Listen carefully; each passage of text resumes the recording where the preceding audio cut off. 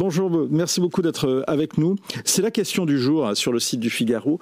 Pensez-vous qu'Emmanuel Macron peut convaincre Donald Trump d'inclure les Européens dans les discussions sur l'Ukraine ? Moi, je pense que la force de conviction de votre président est énorme. Donc, je crois beaucoup que la mission du président Macron va réussir j'espère à 100%. Pour votre information, aujourd'hui, notre ministre des Affaires étrangères, Joseph Sikorski, il est à Washington. Il a un rendez-vous avec le secrétaire Rubio.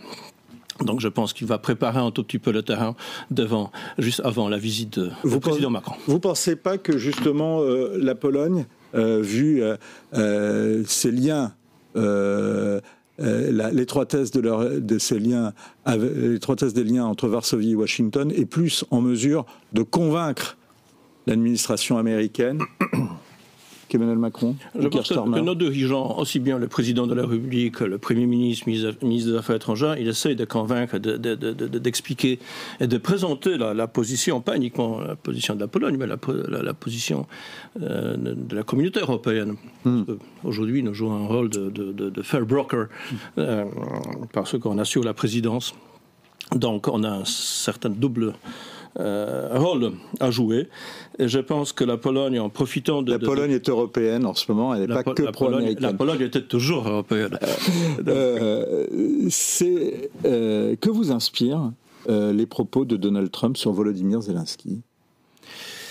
Vous savez, bon, je ne vais pas me tellement prononcer sur tout ce qui se passe. Vous êtes un vrai diplomate. Je ne suis pas un vrai diplomate, mais tout simplement, je pense qu'il faut qu'on prenne une certaine précaution. On observe avec beaucoup d'intérêt ce qui se passe, notamment aujourd'hui à notre ambassade. On avait la rencontre avec l'ambassadeur de l'Ukraine, avec tous les ambassadeurs européens. On avait une discussion extrêmement intéressante, extrêmement émouvante. On a regardé le film que le monsieur l'ambassadeur d'Ukraine avait la gentillesse de nous présenter sur la situation tragique en Ukraine. Donc, la position de la Pologne est très simple. On est avec l'Ukraine, nous serons avec l'Ukraine, on restera avec l'Ukraine. Mais je vous pose la question, je sais qu'elle est pas simple, mais bon, d'un autre côté, c'est votre métier de gérer les choses pas simples. Vous êtes très proche, vous êtes en réalité écartelé entre votre proximité avec l'Ukraine et votre proximité avec les États-Unis. Quand vous avez entendu les propos très durs, très humiliants de Donald Trump à l'égard de Volodymyr Zelensky, qu'est-ce que se sont dit les Polonais et qu'est-ce que s'est dit le diplomate polonais que vous êtes ? Moi, je pense qu'aujourd'hui, on n'est pas encore au stade d'avoir une alternative, qu'on doit choisir les États-Unis contre l'Europe. Je pense que l'Europe et les États-Unis, on est conjointement condamnés à une collaboration très étroite. Malgré tous les propos que nous entendons ensemble... C'est ce que pense Emmanuel Macron, mais apparemment, ce n'est pas ce que pense Donald Trump. Vous savez, il y a une expression française, urgence d'attendre. Donc, je pense que connaissant un tout petit peu président Macron, connaissant sa forte personnalité et côté intellectuel, je suis persuadé qu'avec d'autres représentants européens, on arrivera de convaincre les Américains de quoi s'agit-il la guerre en Ukraine et de certaines idées préconçues qu'ils pouvaient l'avoir et la partie de l'administration américaine peut l'avoir. Quelles sont les idées préconçues que l'administration américaine peut avoir ? Ce sont des propos que nous pouvons entendre. Quel genre de propos ? Dans le dernier jour, concernant la provocation de la guerre, la conduite de la guerre, le rôle de M. Zelensky, etc. Je pense que bon, je ne peux pas sortir de rôle de l'ambassadeur, vous voyez, je ne suis pas un commentateur politique. Donc, je pose la question à votre ambassadeur. Parce que si à chaque fois vous faites la réserve diplomatique, on va pas se dire beaucoup de choses. On sait très bien que le grand jeu géostratégique se passe entre les États-Unis et la Chine. Beaucoup moins avec la Russie. La Russie, c'est le pays qui s'est dégradé totalement au point de vue économique, au point de vue militaire. Vous voyez ce qui se passe sur le front. Aujourd'hui, nous avons reçu l'information de l'ambassadeur d'Ukraine que le front en Ukraine est complètement stabilisé. Même les troupes ukrainiennes avancent. Je pense que On peut parler pendant des heures et des heures sur l'Ukraine, mais je pense que la situation économique, surtout de la Russie, est extrêmement difficile. Je pense que la situation économique de la Russie n'est pas loin d'effondrement important au point de vue macroéconomique. On nous a dit ça il y a 3 ans. On nous a dit que l'armée russe n'était pas à la hauteur. Aujourd'hui, on en est à se poser la question sur les modalités de la fin de la guerre en Ukraine et pas forcément au désavantage des Russes. Oui, l'armée russe, qui était perçue comme la deuxième l'armée mondiale, est devenue la deuxième armée en Ukraine. Donc, pendant 3 ans, les Ukrainiens, ils ont bien démontré qu'ils sont capables de bien défendre sa propre indépendance. Mais aussi, ils n'ont pas repris la Crimée, mais ils sont quand même aussi les défendeurs de l'Europe. Ça, on ne peut pas oublier ça. C'est eux qui nous défendent. Et Monsieur le Président Macron, il comprend ça très bien, parce que même s'il n'y a pas un risque, direct que l'armée rouge va se promener sur les Champs-Élysées, mais au niveau des attaques de cyber, ça existe déjà. Les cyberattaques russes, en tout cas, celles qui ont été dénoncées hier par Emmanuel Macron. Vous craignez la fin de la guerre en Ukraine ? Pardon ? Vous craignez la fin de la guerre en Ukraine ? Vous savez que la Pologne, je pense que toute l'Europe, parce qu'on se prononce aussi des Européens, je pense que la seule chose que nous souhaitons avoir, c'est la paix. Mais la paix doit être juste. On ne peut pas condamner les Ukrainiens. Vous croyez à une paix juste ? Vous savez, vous avez dit au début que le diplomate s'occupe de choses qui sont difficiles. Je peux dire que le gentleman s'occupe de choses qui sont infaisables. Donc, on est là ici, on est tous là, aussi bien les journalistes, les diplomates, les militaires. On doit assurer certains principes de fonctionnement de la communauté internationale. Si uniquement la force simple, nude, si je peux dire comme ça, va décider uniquement de la situation géopolitique en Europe, je pense que ce n'est pas la situation qu'on souhaite avoir. Avez-vous plus confiance dans les Américains que dans vos voisins américains pour assurer la défense de l'Europe et la défense de la Pologne ? Nous croyons beaucoup au pacte OTAN. L'OTAN marche depuis sa création. L'article 5, c'est l'article qui nous oblige tous, c'est l'article qui est très proche de l'esprit français, parce que c'est l'esprit des mousquetaires, un pour tous et tous pour un. Je pense que c'est très belle approche, et l'approche qui peut fonctionner.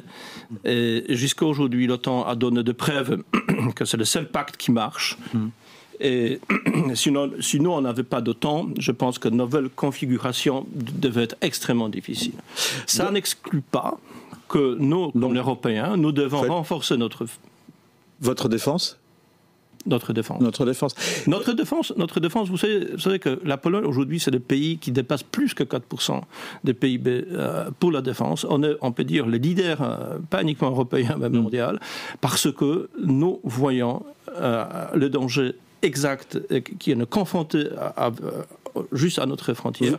Et aujourd'hui, l'armée polonaise, qui doit être dopée par ce genre de financement, ne protège pas uniquement la frontière polonaise, mais la frontière européenne et les frontières de l'OTAN. Vous êtes le bon élève en matière de budget de défense, effectivement, plus de 5%.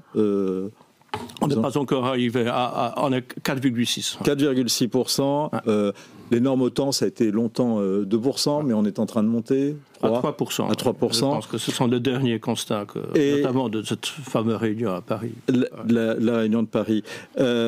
Effectivement, la Pologne n'a pas attendu. Dans son intervention, justement, sur les réseaux sociaux, Emmanuel Macron a abordé la question de l'armement des Européens et a lancé cet appel. On l'écoute, on y revient juste après. Mon objectif, c'est que dans les prochaines semaines, on décide d'un financement européen commun, massif, pour acheter et produire beaucoup plus. Et je dis bien acheter et produire. Parce que si on achète plus, mais qu'on achète américain uniquement, ce qui est souvent le réflexe de beaucoup de pays d'Europe, en vérité, on n'accroît pas notre autonomie.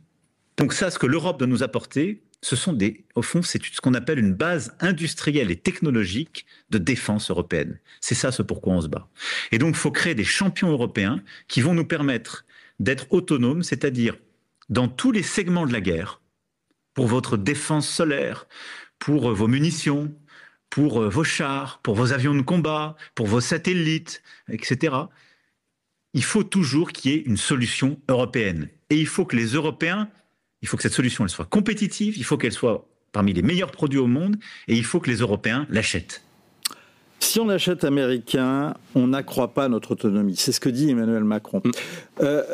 La Pologne, votre pays, Jan-Henryk Rosyzewski, a renoncé en 2016 à sa promesse d'acheter des hélicoptères Airbus européens et français en particulier au profit d'appareils américains. C'était pourtant la contrepartie de Varsovie à l'abandon de la vente de navires Mistral par la France, qui était un gros contrat, à la Russie.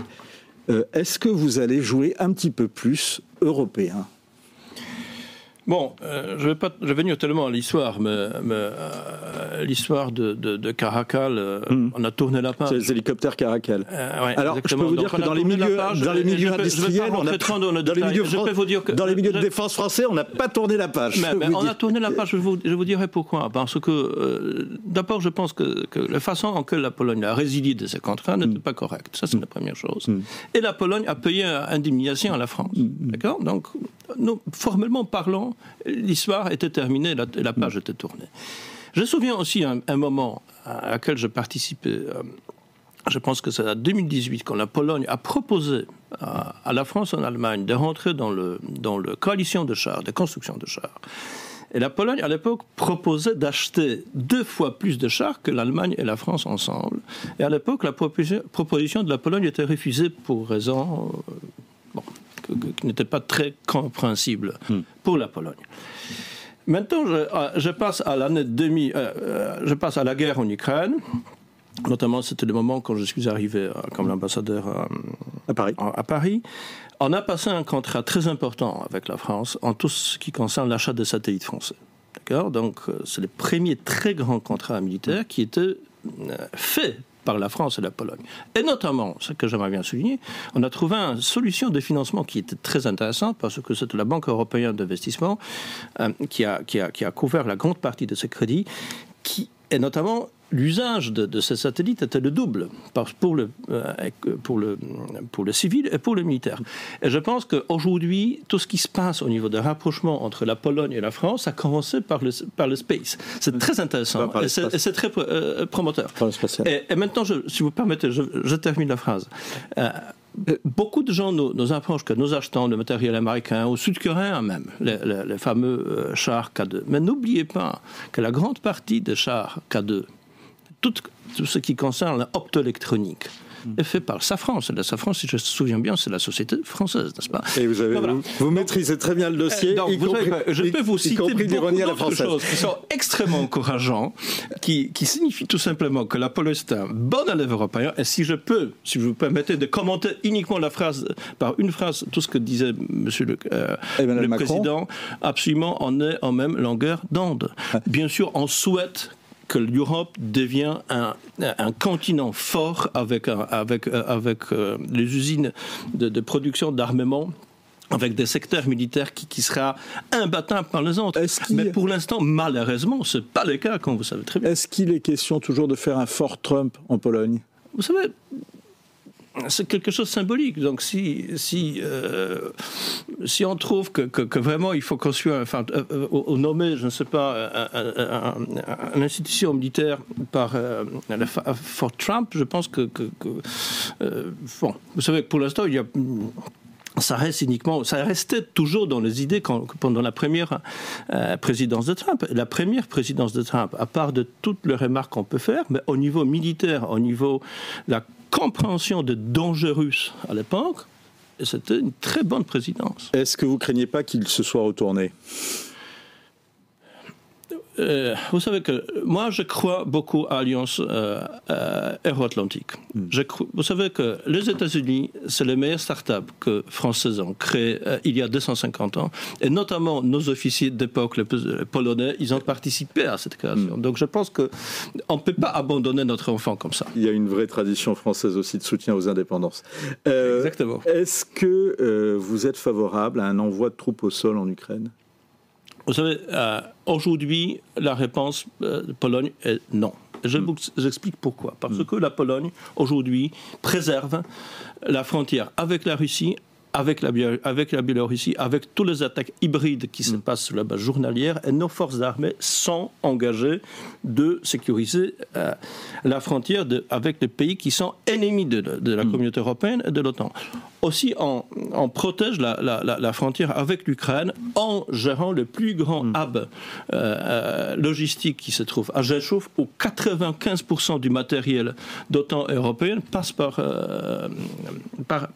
cette hub-là. Rapidement, Jan-Henryk Rosyzewski, l'ennemi pour Varsovie, aujourd'hui, il est plus à l'est ou il est plus au sud? Est-ce que c'est plus Moscou que le djihadisme? Vous savez que vous avez moins de 10 secondes. Ennemi, c'est des pays qui nous attaquent. Aujourd'hui, la Pologne est attaquée frontalement par le Russe, soit en façon directe, soit en façon surtout indirecte par la Biélorussie. Merci. Et nous devons défendre notre frontière et notre Europe sur la frontière polonaise, sur la rivière Bug. Merci beaucoup Jan-Henryk Rosyzewski. Pardon pour la prononciation, mais vous reviendrez et on essaiera de progresser. Merci beaucoup, merci d'avoir répondu à nos questions. Je rappelle la question du Figaro. Pensez-vous qu'Emmanuel Macron peut convaincre Donald Trump d'inclure les Européens dans les discussions sur l'Ukraine? Pour l'instant, les internautes sont moins convaincus, mais le vote continue. Merci beaucoup de nous avoir suivis. On se retrouve dès lundi pour un nouveau numéro de Point de vue.